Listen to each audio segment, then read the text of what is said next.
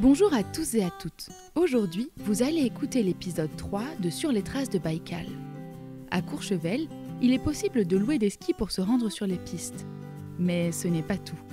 Les raquettes ont aussi la cote. Randonner en raquette, c'est non seulement sportif, mais c'est aussi l'occasion de contempler les paysages qui s'offrent à nous et d'en apprendre énormément sur la faune et la flore locale. Pour cela, nous avons eu la chance de faire l'incroyable rencontre de Sébastien, qui connaît la montagne de Courchevel et le parc national de la Vanoise comme sa poche. Les traces de loups, de lynx, les chants des oiseaux, les espèces d'arbres ou encore les histoires des hommes et des femmes de ces vallées n'ont aucun secret pour lui. À ton tour d'enfiler tes raquettes pour poursuivre l'enquête. Bonne écoute!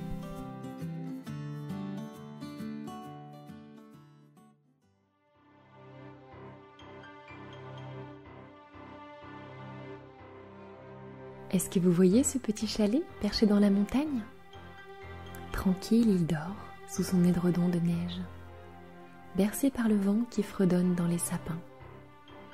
Mais attention, élémentaire, mes chers enfants, ne vous fiez pas aux apparences, car la montagne est toujours calme juste avant l'avalanche.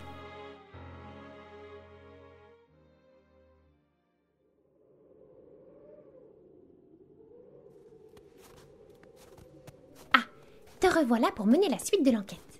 Nous sommes toujours à la recherche de Baïkal, le chien sauveteur. Grâce aux empreintes de chaussures recueillies près de la niche de Baïkal, nous avons pu innocenter Anna, la guide de haute montagne.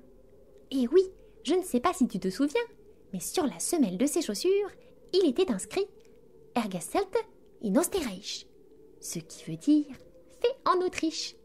Et Anna est originaire d'Autriche. Peut-être avais-tu toi aussi deviné qu'elle était innocente. Si c'est le cas, bravo. Mais l'enquête est loin d'être finie, car le ou la coupable se cache toujours parmi ces 6 suspects. Ninon, la maîtresse chien, Emilio, le gérant de l'auberge, Boris et Violette, les patineurs, Octave, le moniteur de ski, et Serge, le garde forestier.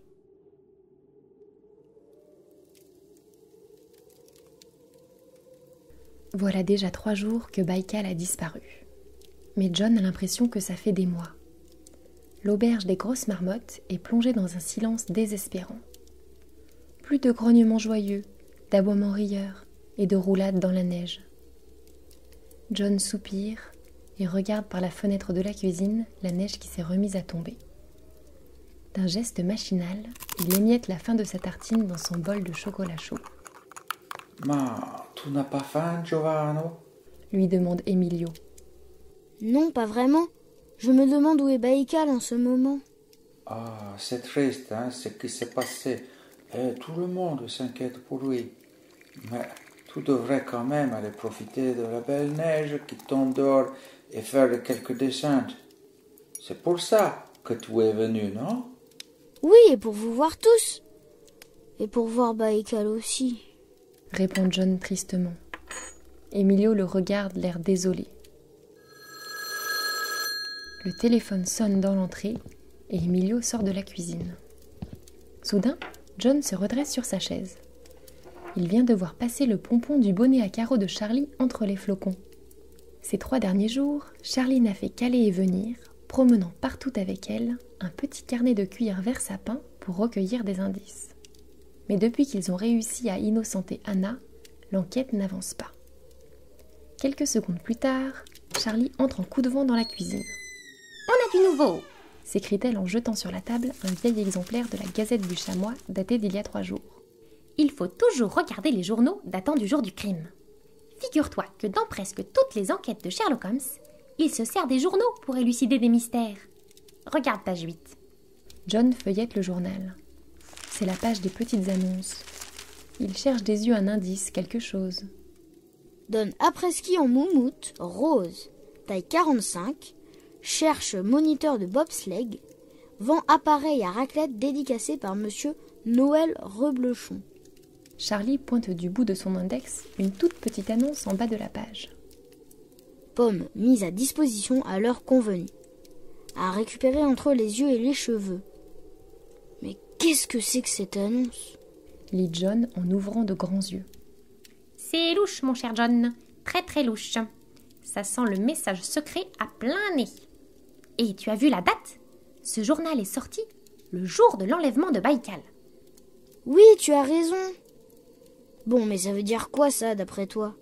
Charlie s'assoit à califourchon sur une chaise et entortille une mèche de ses cheveux châtains autour de son majeur. Eh bien, j'imagine qu'il ne s'agit pas d'une pomme, mais pour l'instant je n'ai pas vraiment d'hypothèse. Par contre, la deuxième partie de l'annonce me paraît beaucoup plus claire. Entre les yeux et les cheveux... entre les yeux et les cheveux, il y a le front. Je ne vois vraiment pas de quel endroit il peut s'agir. Réfléchis, John, réfléchis. Où trouve-t-on un front dans une station? Le front... Le front de neige! S'écrie John. Charlie sourit et hoche la tête. Le front de neige, c'est cette grande étendue en bas des pistes sur laquelle tout le monde se retrouve. Sans plus attendre, John et Charlie chaussent leur après-ski et se dirigent en direction du front de neige. Ils prennent le chemin des glaces. La neige crisse sous leurs pas. Un peu plus haut, des enfants glissent sur des luges en riant et les cimes des sapins se balancent doucement. Le bruit des remontées mécaniques leur arrive aux oreilles. Au détour d'un sapin, ils aperçoivent le front de neige. Les silhouettes des skieurs qui fendent la piste et les cris de joie qui résonnent contre la montagne arrachent un sourire à John. Il a hâte de remonter sur ses skis. Mais avant, il veut à tout prix retrouver Baïkal. Charlie observe les pistes avec de petites jumelles. Une pomme, une pomme, une pomme, je cherche une pomme, grommelle-t-elle. De l'autre côté du front de neige, la devanture d'un loueur de ski étale ses lettres multicolores. Touchous Location, le magasin de monsieur Fabrice Lamoufle. Et si nous posions la question au loueur? Peut-être a-t-il vu quelque chose? Suggère John. Bonne idée, je connais bien Fabrice en plus, répond Charlie en se dirigeant vers la boutique. Il s'engouffre à l'intérieur, suivi par John.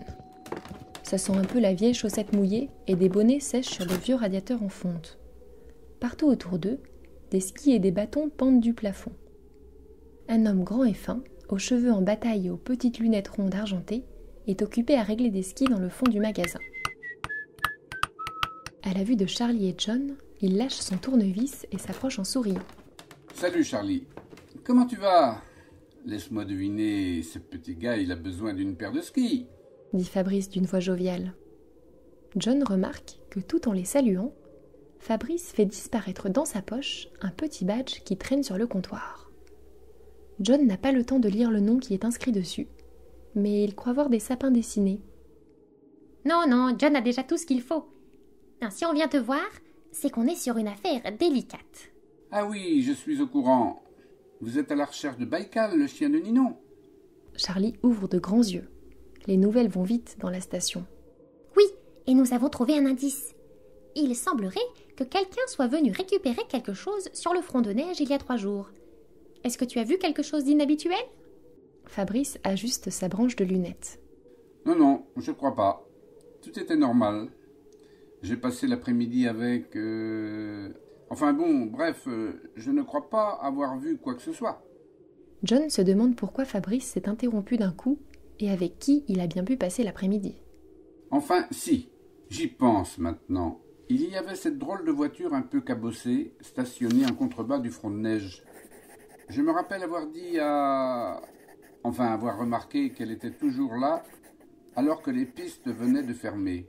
Charlie hausse un sourcil. Ah oui? Oui, et puis ensuite elle a fini par repartir, mais quand même, je n'ai pas vu qui la conduisait par contre. Et elle était comment, cette voiture? C'était un genre de camionnette et elle était verte. Vraiment très verte. Verte pomme? Oui, c'est ça. Bingo! S'écrie Charlie en sautant de joie. On l'a, notre pomme. C'est avec ce véhicule que Baïkal a été enlevé, c'est sûr. John sourit. Ils sont enfin sur une piste. Si ça peut vous aider, il était précisément 17h12 quand elle est repartie. Je m'en rappelle parce que c'est aussi l'heure à laquelle la personne avec qui j'étais est repartie. Ajoute Fabrice en soupirant mélancoliquement, le menton posé dans sa joue. Et en lui disant au revoir sur le pas de la porte, j'ai vu la camionnette s'éloigner un peu plus loin. Charlie et John le remercient et sortent du magasin. Sur le chemin du retour, Charlie réfléchit à voix haute. Il faut environ 4 minutes pour faire le trajet en voiture jusqu'à l'auberge des Grosses Marmottes. Donc ça nous amène à 17h16 et la disparition de Baïkal a été constatée à 17h23. Ce qui a laissé à peine 7 minutes au ravisseur pour faire sortir le chien de sa niche et l'emmener dans la camionnette. À ton avis, avec qui était Fabrice tout l'après-midi? Il avait l'air tout bizarre lorsqu'il en parlait, comme si c'était un secret. Charlie sourit. Vois-tu, mon cher John, ça ne m'étonnerait pas que Fabrice soit amoureux. Et c'est forcément de quelqu'un que nous connaissons bien. Sinon, il nous aurait dit sans gêne de qui il s'agit. Ça veut dire quelqu'un de l'auberge alors? Mais alors, si cette personne était avec lui quand le ravisseur est passé prendre la camionnette, ça ne peut pas être elle ou lui qui a enlevé Baïkal. Réfléchit John. Je suis impressionnée par tes talents de déduction. Sourit Charlie en retirant son bonnet et en saluant John. Tu as tout à fait raison. Si nous trouvons de qui il s'agit, nous pourrons innocenter un des suspects. J'ai d'ailleurs repéré dans le magasin un indice qui pourrait nous mettre sur la voie et que Fabrice s'est hâté de cacher quand nous sommes arrivés. Ah oui, je crois savoir de quoi tu parles. Le badge avec les sapins dessus. Grâce au témoignage de Fabrice Lamoufle, le loueur de ski, nous avons recueilli 2 informations capitales pour la suite de l'enquête. Tout d'abord, Baïkal a été enlevé dans une camionnette vert pomme entre 17h16 et 17h23.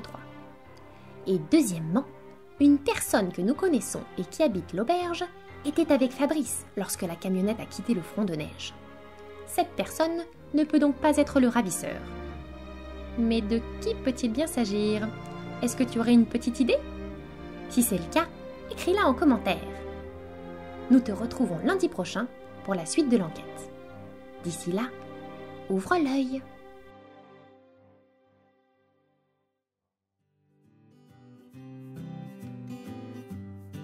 Vous venez d'écouter Sur les traces de Baïkal, une enquête enneigée pour retrouver le chien sauveteur de la station qui a disparu. Si cette aventure vous plaît, partagez-la autour de vous, laissez-nous 5 étoiles sur Apple Podcast et écrivez-nous sur Instagram à @envoléconté pour nous partager vos ressentis. On sera ravis de connaître les trouvailles de vos enquêteurs et enquêtrices. À bientôt!